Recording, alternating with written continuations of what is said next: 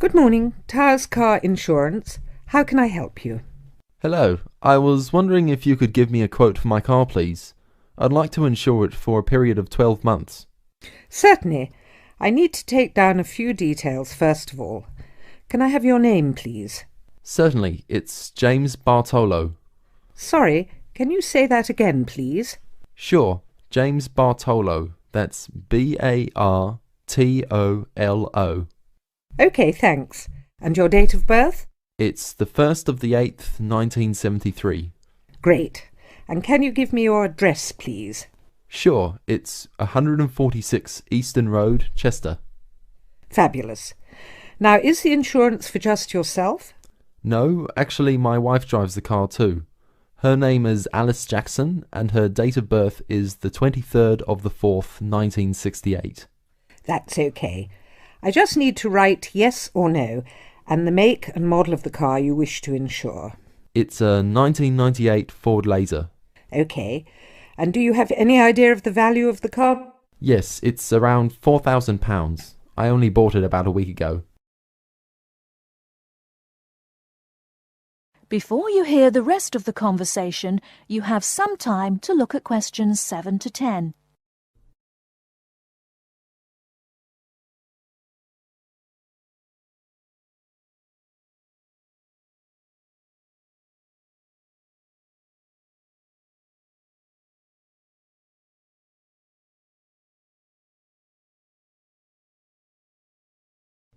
Now listen and answer questions 7 to 10. OK. And do either you or your wife have any previous convictions or disqualifications? I'm sorry we have to ask this question, but of course it affects the price of the insurance cover. Not a problem. No, actually we both have clean driving licenses. Nothing so far, touch wood. Good. So I can write none for that question. Now, who were you previously insured with? With Aitken Insurance. I'm sorry, could you spell that? Yes, it's Aitken. I actually have a 3 years no claims bonus too. Great. That will bring the price down a little for you too. OK, if you just give me a few minutes, I'll work out a price for you now. That looks like it will be £275 per year. That sounds good to me. Can I pay for that now over the telephone? That is the end of part 1. You now have half a minute to check your answers.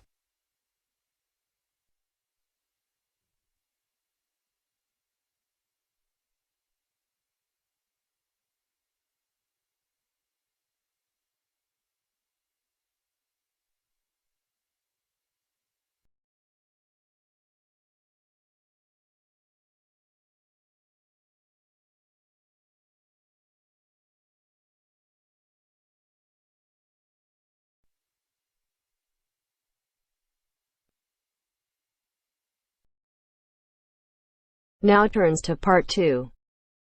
Part 2. You'll hear two teachers discussing a school trip.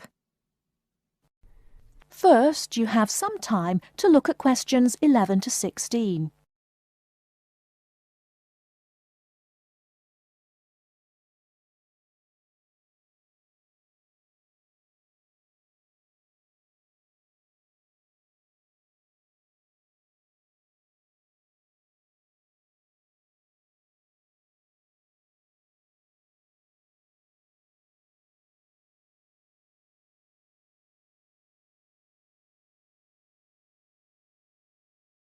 Now, listen carefully and answer questions 11 to 16.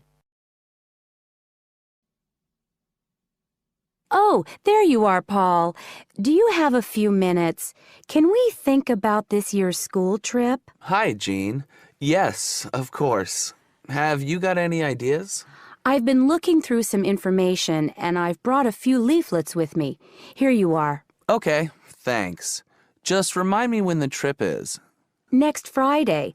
We'll be leaving at 9 and be back here at around 4, so we've probably got time to visit a couple of places. Let's see. What leaflet have you got there? Central Gardens. Looks like a nice place. It's open from 9 until 6, so we could go there anytime we wanted, really. What about there in the morning and then somewhere else in the afternoon? Farmers market would be an option first as well, at least until they close at 1. Or we could try Grey Castle. That should be possible in the morning or in the afternoon. Oh, hang on. That's at the weekend. The last admission is at noon on weekdays. Greenhall says the same thing. Queen's Park opens at 8, so we could go there first. Or, according to these times, we could go there on the way back to school, because they don't close the gates until sunset during the week. Okay, that gives us a few options. We went to Queen's Park a couple of years ago, didn't we? I seem to remember that the pupils really enjoyed it. It'd be nice to go somewhere new as well. I've seen groups from other schools going around Grey Castle. So have I. But then again, maybe we should play it safe and go to Green Hall. At least we've got experience of taking classes round there. Farmers Market is popular with other schools, though, so it must be interesting. It'd be good to go somewhere where someone can show the pupils around, explain things to them. I've been on a tour around the castle, and they do a really good job. I think they have guides at the hall, too, don't they? It says here that they used to, but don't anymore. You can get shown round Central Gardens, though. I think we'd have to do any explaining if we took the pupils to the market or the park. That wouldn't be a problem, though. No, and at least those two would be free, wouldn't they? I think all the others charge, and we'd have to get the parents to pay some money. I'm sure they wouldn't mind paying if it was a small amount. Let me check the leaflets. There's a special price for large groups at Grey Castle. Oh, but you can get into Central Gardens for nothing. Right. Oh, I've just thought of something. We wouldn't need to book anything if we were going to Queen's Park, but what about the other places? Central Gardens say you need to let them know if there are more than 10 people in your group, which would include us. The same at Grey Castle. Farmers Market says you can just turn up, and so does Green Hall. Right. Well, I suggest we take the pupils to Grey Castle for a tour in the morning. How does that sound? Yes, sounds good. We should contact them to book it as soon as possible. In the afternoon, we can do something a bit more relaxed at the park, and we'll have to think about going to Green Hall another year. Shame Farmers Market isn't open, but we can't change the day. So that's a decision then. Now, let's think about what we're going to get the pupils to do. It's a school trip, after all, and we should give them some work to do. Before you hear the rest of the talk, you have some time to look at questions 17 to 20.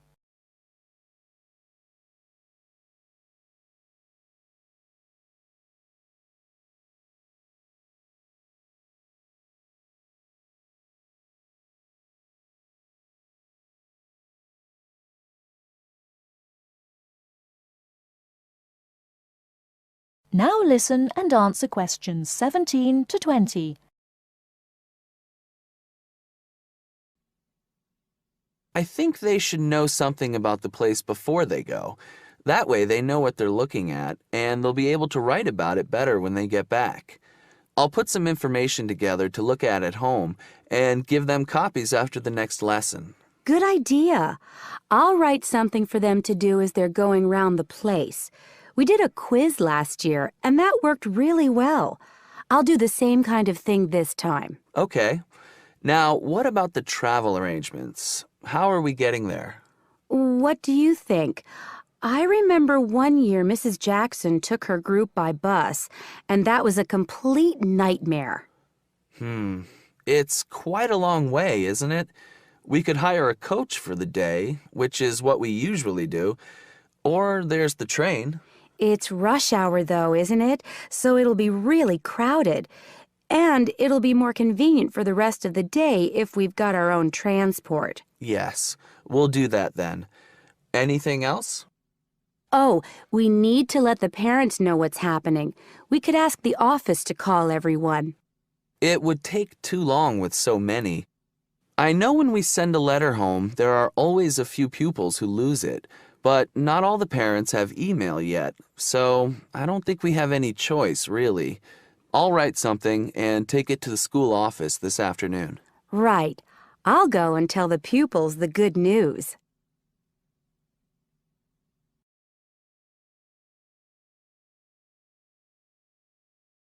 That is the end of part 2. You now have half a minute to check your answers.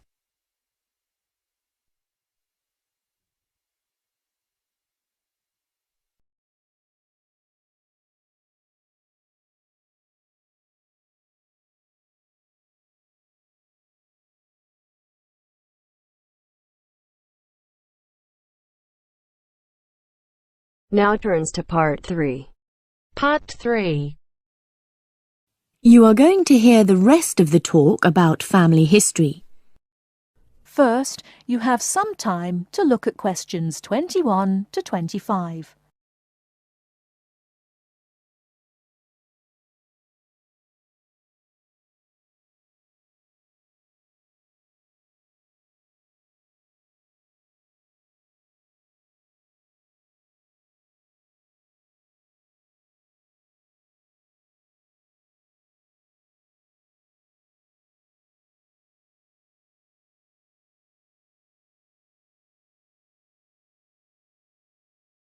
Now, listen carefully and answer questions 21 to 25.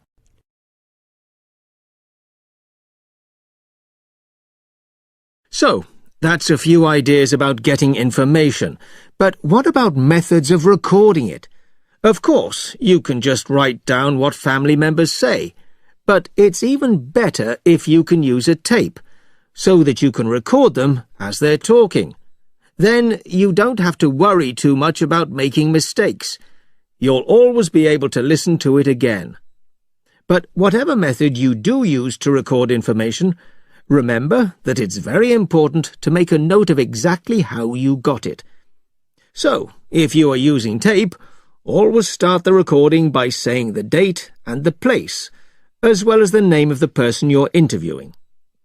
So, apart from people's memories, where else can you find information? Well, there are all sorts of documents, and they can be extremely useful. People keep lots of kinds of documents in the home, like photos or letters or diaries or birth certificates. And some people keep things from newspapers, like obituaries. Obituaries are announcements of a person's death, and they usually contain a lot of detail about that individual, like address, occupation, date of death, as well as the names and ages of the widow or widower and the dead person's children. So, be creative. Look around your home or the home of your relatives for any items that might contain clues, such as these about your family history. Okay? Before you hear the rest of the talk, you have some time to look at questions 26 to 30.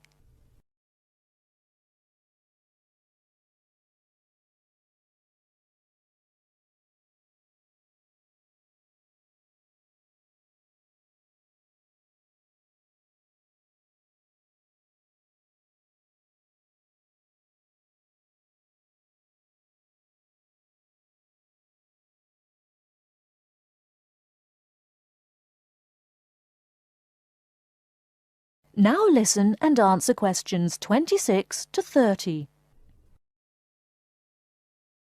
Now, you'll find that you'll collect a lot of information, so you'll need to record it in an organised way. I'd recommend that you use an ancestor chart, like this one here. Can you all see? Yeah. Ancestor charts act like maps. They link 4 or 5 generations in a family tree, so they're very convenient, and they don't cost anything. You can get as many as you like. You just download them free from the internet. Then you fill them out as you go along, and for each individual you record all the key information next to their full name. It's very convenient. Now, at this point, I'd just like to give you a couple of tips about filling in the ancestor sheet.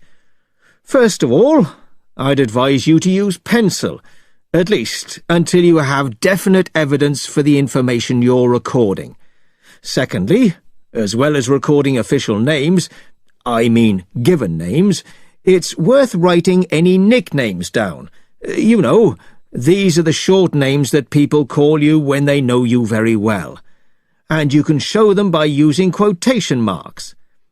That's ancestor charts then. They really do save a lot of work.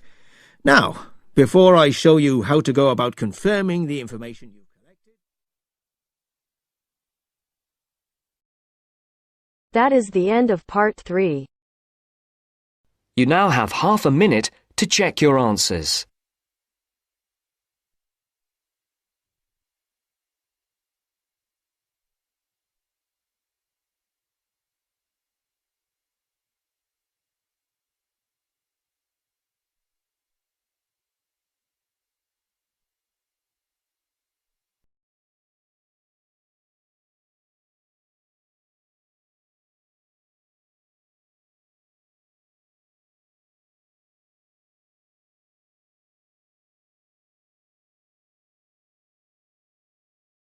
Now turns to part 4. Part 4. First, you have some time to look at questions 31 to 40.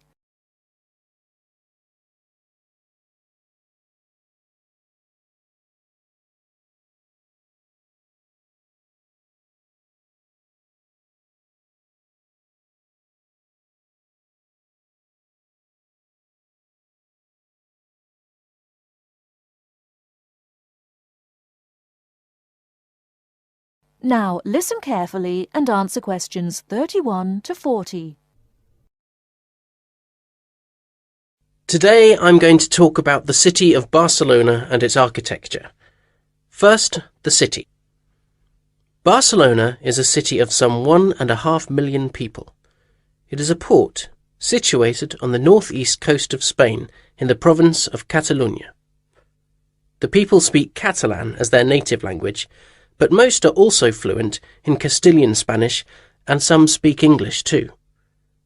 The city centre is surrounded by a ring road which encloses a grid with 2 major roads running diagonally across it. These are the Avenidas Diagonal and Meridiana.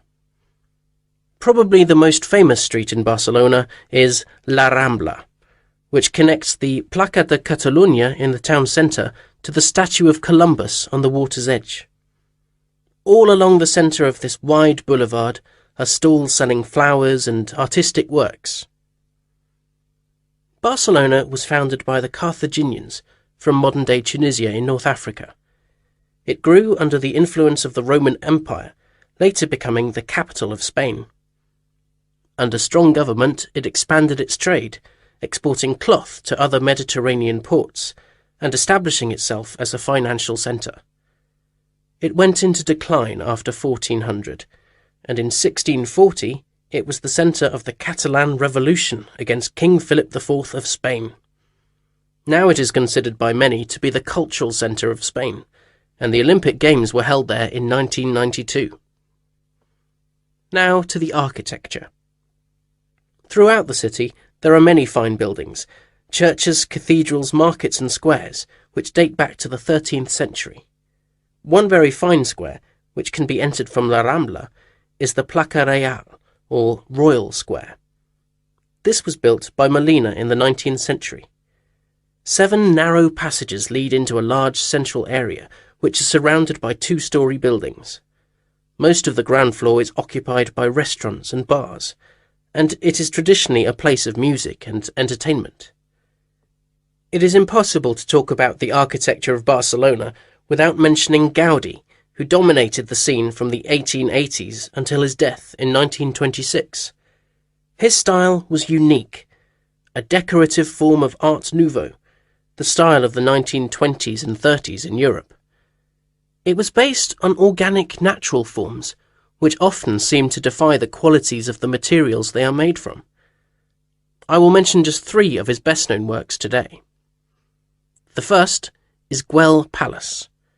This was built for the Count of Güell, one of Gaudi's main supporters. The building features 2 arched gates which lead into the stable area. Inside are 2 circular staircases, one for people and the other for horses. The ground floor is built of brick, but there is also much natural stone used in the construction.